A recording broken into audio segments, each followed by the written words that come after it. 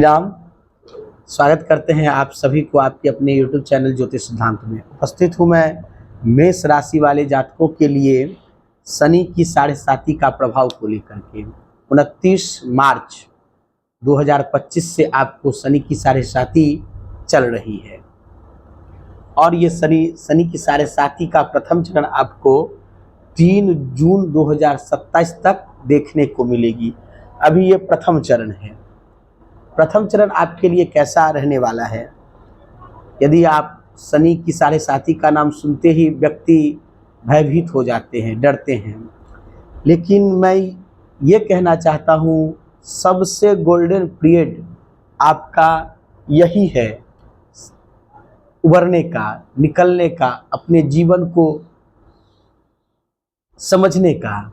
चूंकि कर्म फलदाता शनिदेव है, न्यायिक देवता शनिदेव है। आपने जैसा कर्म किया है वैसा फल आपको देने के लिए ये तैयार है। शनि की 7.5 का असर लगभग व्यक्ति जब 18 साल 16 साल से ऊपर का हो जाता है तब जाकर के मिलता है, क्योंकि उसका कुछ ना कुछ कर्मा उसके साथ रहता है। आइए पूरी डिटेल्स में जानेंगे ये प्रथम चरण आपके लिए कैसा होगा। सबसे पहले कर्मेश और लाभेश जाकर के द्वादश भाव में बैठे हैं, यानी कि व्ययेश में बैठे हुए। कैसा फल देखिए तो कर्मेश, आप क्या कर्म करते हैं आपको पता है, सबसे बड़ा कर्म है।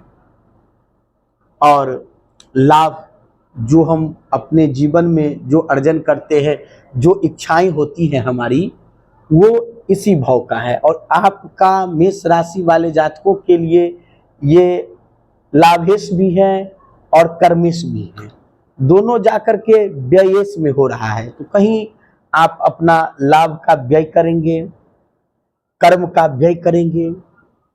यस, यही करने वाले होते हैं। सबसे पहले आपके मन में क्या आ जाती है? डर आ जाती है। किस चीज का डर? फ्यूचर को लेकर के डर।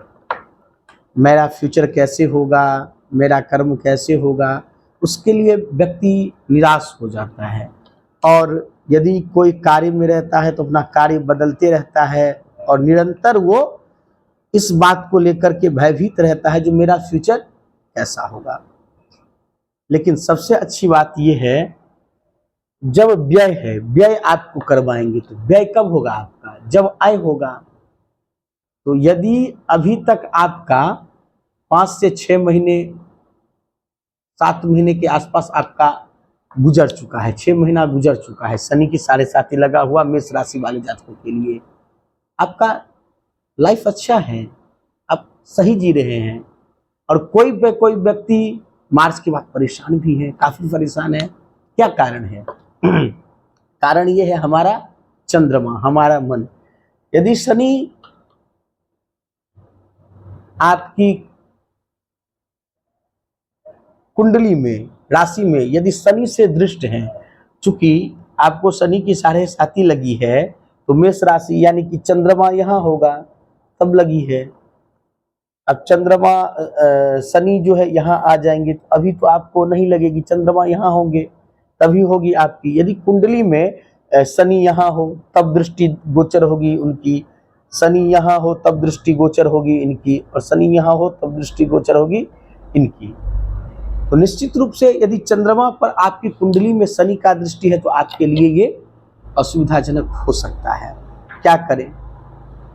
सबसे पहले अपना डर निकाल दीजिए, अपने कर्म को प्रधान दे करके काम करना स्टार्ट कर दीजिए।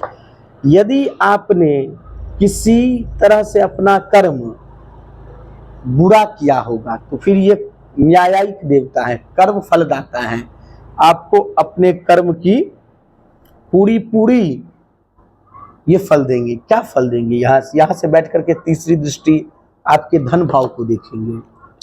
जो आप कमाएंगे वो पहले ही खर्च करवा दिए, जो संचित धन है पहले से, जमीन है, बैंक बैलेंस है इत्यादि, ये भी आपको खर्च करवाएंगे। बोली वाणी में मधुरता नहीं रहने देंगे।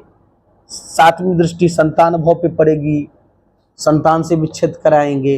यदि आपकी मैरिज संतान नहीं हुई है और विद्यार्थी वर्ग में है तो एजुकेशन से, प्रेम प्यार से ये विच्छेद करवाएंगे।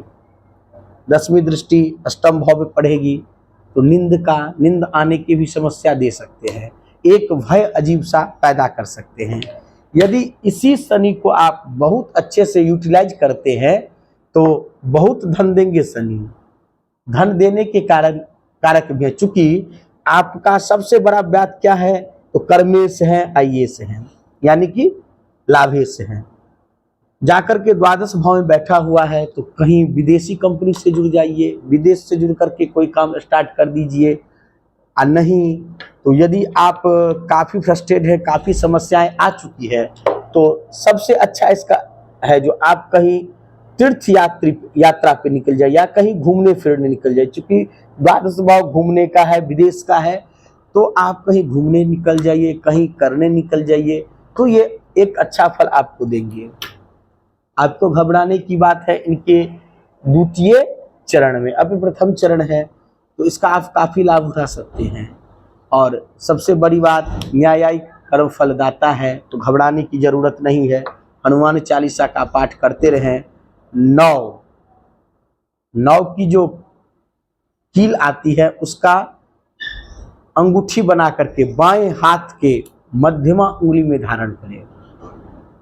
संग सरस्वराय नमः का जाप करें, केसर का तिलक लगाएं। बहुत धन देने वाले बनते हैं ये शनि, काफी धन देंगे, काफी अच्छी स्थिति बना करके देंगे। और ध्यान रहे कभी भी अपना कर्म बुरा नहीं करना है, क्योंकि ये सबसे बड़े क्या है तो कर्म फलदाता है, न्यायिक देवता है। आपका यदि कोई प्रश्न है, यदि कोई भी प्रश्न आप हमसे पूछना चाहते हैं तो निश्चित रूप से कमेंट बॉक्स में पूछें। और यदि आपको नहीं पता हमारा राशि क्या है तो हम लाइव आते हैं, नहीं तो कमेंट में अपना जन्म तारीख, जन्म समय, जन्म स्थान भेज सकते हैं। मैं आपको आपकी राशि क्या है, लग्न क्या है, क्या स्थिति है, मैं इसका फुल प्रिडिक्शन करके देता हूँ। कोई मन में डाउट है, प्रश्न है तो निश्चित रूप से आप हमारे साथ जुड़ सकते हैं। मिलेंगे अगले वीडियो में, तब तक के लिए राधे राधे।